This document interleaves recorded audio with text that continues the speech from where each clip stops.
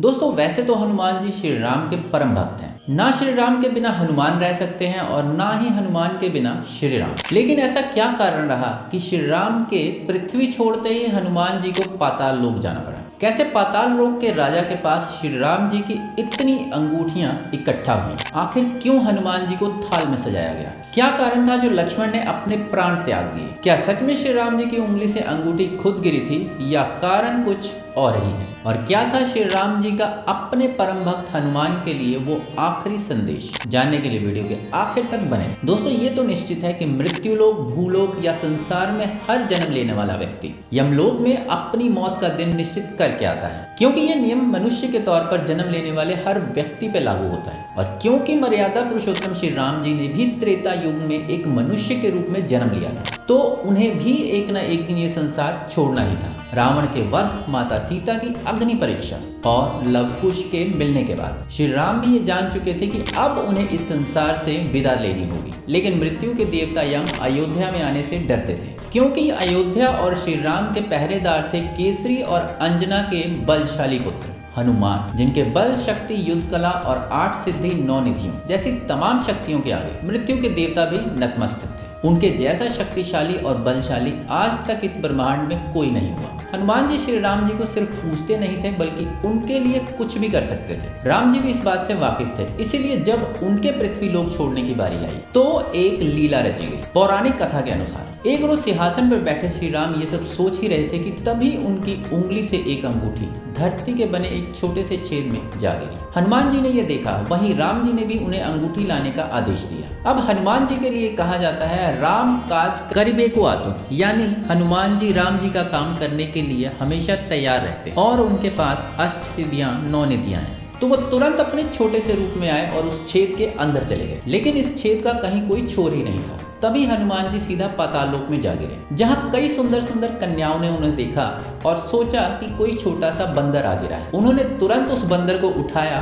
और थाली में सजा दिया। दरअसल पाताल लोक में रहने वाले भूतों के राजा जीव जंतुओं का मांस खाना पसंद करते थे, इसलिए इन स्त्रियों ने हनुमान जी को छोटा सा बंदर समझ के थाल में सजा दिया। वहीं हनुमान जी परेशान कि अब करें तो करें क्या। दूसरी तरफ भूलोक पर श्री राम हनुमान जी का इंतजार कर ही रहे थे कि तभी उनसे मिलने महर्षि वशिष्ठ और भगवान ब्रह्मा पहुंचे। उन्होंने श्री राम जी से कहा, हे प्रभु, हम आपसे अकेले में कुछ बात करना चाहते हैं। राम जी भी मान गए, लेकिन ब्रह्मा जी और महर्षि वशिष्ठ ने कहा कि हम नहीं चाहते कि कोई हमारी बात सुने या उसमें बाधा डाले। राम जी इसके लिए भी राजी हो गए। तब ब्रह्मा जी ने कुछ नियम बनाने का फैसला किया। उन्होंने राम जी से कहा कि अगर कोई इस दौरान बीच में आया तो उसका सर धड़ से अलग कर दिया जाए। इस पर प्रभु ने कहा, जैसी आपकी इच्छा। लेकिन श्री राम जी ये सोचकर परेशान थे कि दरवाजे पर पहरेदारी के लिए किसे खड़ा किया जाए, क्योंकि उनके सबसे भरोसेमंद द्वारपाल हनुमान तो अंगूठी ढूंढने गए थे। ऐसे में राम ने भाई लक्ष्मण को बुलाया और सब नियम समझाकर दरवाजे पर खड़ा कर दिया। अब ऐसे में लक्ष्मण दरवाजे पर खड़े पहरा दे रहे थे कि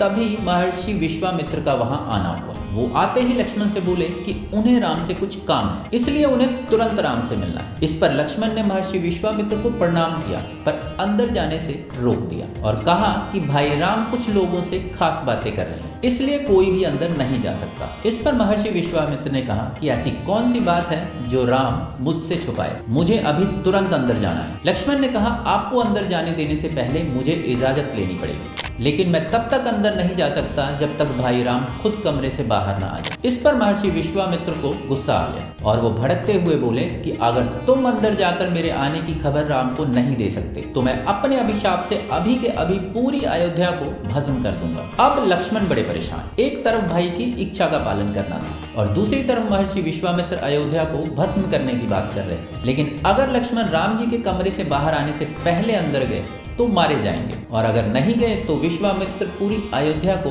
भस्म कर देंगे। ऐसे में लक्ष्मण ने एक उपाय निकाला। उन्होंने सोचा कि अगर पूरी अयोध्या को बचाना है तो उन्हें अंदर जाना ही होगा, फिर चाहे उनके प्राण ही क्यों न चले जाए। इसलिए लक्ष्मण कमरे में चले गए, जहां राम ने पूछा क्या बात है। इस पर लक्ष्मण ने बताया कि महर्षि विश्वामित्र आए। राम ने तुरंत उन्हें अंदर भेजने को कहा और विश्वामित्र भी अंदर चले गए। यहाँ ना सिर्फ ब्रह्मा जी बल्कि वशिष्ठ भी थे। विश्वामित्र राम जी से सिर्फ इतना कहने आए थे कि अब उनका काम अगर पृथ्वी लोक पर पूरा हो चुका है, उन्होंने जिस मकसद से जन्म लिया था वो मकसद अब पूरा हो चुका है, इसलिए अब उन्हें अपना राम अवतार त्याग कर वैकुंठ लोक वापस चले जाना चाहिए। और एक बार फिर अपने ईश्वर रूप में आ जाना चाहिए। श्री राम भी जानते थे कि वो तीनों उनसे यही बात कहने आए, इसलिए अब वो भी वैकुंठ लौटने को तैयार थे। वहीं लक्ष्मण जी को अपनी गलती पर पछतावा हो रहा था कि उन्होंने भाई राम की आज्ञा का पालन ना करते हुए महर्षि विश्वामित्र को कमरे में आने की आज्ञा दे दी। इसलिए वो राम से कहते हैं कि भ्राताश्री, आप मुझे सजा दीजिए और मेरा सिर धड़ से अलग कर दीजिए। लेकिन राम ने कहा कि नहीं, क्योंकि जब वो कमरे में आए थे उनकी बात पूरी हो चुकी थी और तुमने तो कुछ सुना भी नहीं,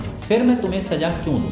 लेकिन लक्ष्मण को लग रहा था कि राम जी उन्हें इसलिए छोड़ रहे हैं क्योंकि वो उनके भाई थे। इसलिए उन्होंने कहा कि आप ऐसा नहीं कर सकते, आप मुझे सिर्फ इसलिए छोड़ नहीं सकते कि मैं आपका भाई, ये राम के नाम पर कलंक होगा। मुझे सजा तो मिलनी ही चाहिए क्योंकि मैंने आपकी आज्ञा का पालन नहीं किया, लेकिन अगर आप मुझे सजा नहीं देंगे तो मैं खुद अपने प्राण त्याग दूंगा। अब लक्ष्मण जो खुद शेषनाग का अवतार थे, उनका समय भी पृथ्वी लोक पर पूरा हो चुका था, इसलिए वो सीधा सरयू नदी तक पहुंचे और अपना शरीर त्याग दिया। जब राम जी को ये बात पता लगी तो उन्होंने अपने सभी अनुयायियों को बुलाया, जिनमें विभीषण, सुग्रीव और कुछ अन्य लोग भी थे। उन सभी को कहकर अपने बेटों लव और कुश के राज्याभिषेक की तैयारी करने को कहा और लव कुश का राज्याभिषेक करके वो खुद भी सरयू नदी में प्रवेश कर गए। इस तरह राम जी अपना शरीर त्याग कर वापस वैकुंठ लौट गए। वहीं हनुमान अभी भी पाताल लोक में थे। उन्हें थाल में सजाकर भूतों के राजा के पास ले जाया गया, लेकिन इस दौरान हनुमान लगातार राम का नाम जप रहे। इसलिए भूतों के राजा ने उनसे पूछा कि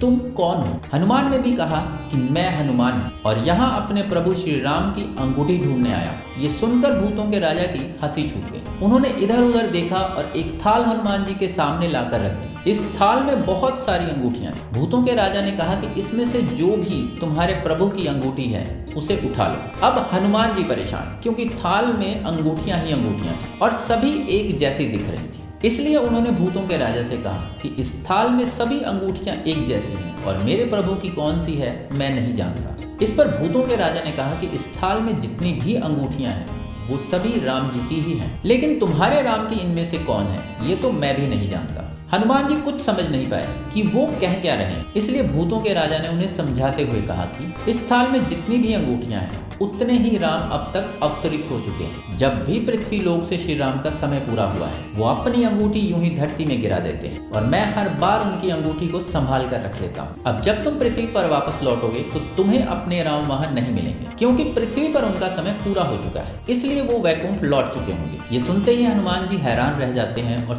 तुरंत पृथ्वी पर पहुंचते हैं। अयोध्या पहुंचते ही वो प्रभु श्री राम को पुकारते, लेकिन राम के दर्शन नहीं हो पाते। तब लव और कुश उन्हें राम जी का दिया हुआ संदेश देते कि उन्हें दीर्घ काल युगों युगों तक इस धरती पर रहना है, ताकि वो लोगों का भला कर सके और भक्तों की इच्छा पूरी कर सके, ठीक वैसे ही जैसा उन्होंने राम जी को अपने लक्ष्य हासिल करने में की थी। ये आदेश सुनते ही हनुमान जी ने धरती पर रहने का फैसला किया। इस तरह हनुमान जी उन 8 चिरंजीवियों में से एक हैं जो आज भी धरती पर मौजूद है। वो अपने भक्तों की परेशानियां, दुख दर्द और संकट को हरते हैं। तो दोस्तों, इस तरह राम जी ने वो अंगूठी जानबूझकर गिराई थी, क्योंकि वो जानते थे कि अगर हनुमान जी अयोध्या में रहे तो वो कभी अपने प्रभु राम को प्राण त्यागने नहीं देंगे। ऐसा नहीं हुआ तो यम अयोध्या में दाखिल नहीं हो पाएंगे, और अगर ऐसा नहीं हुआ तो संसार के नियम के साथ खिलवाड़ होगा। इसलिए उन्होंने खुद से अपनी अंगूठी जमीन के उस छेद में गिराई और हनुमान जी के जाते ही यम अयोध्या में आए और राम जी ने इस इंसानी शरीर को त्याग दिया। लेकिन वो आज भी इस संसार के कण कण में हैं और अपने भक्तों की फरियाद सुन रहे हैं। वहीं हनुमान जी के लिए कहा जाता है कि वो आज भी इसी पृथ्वी पर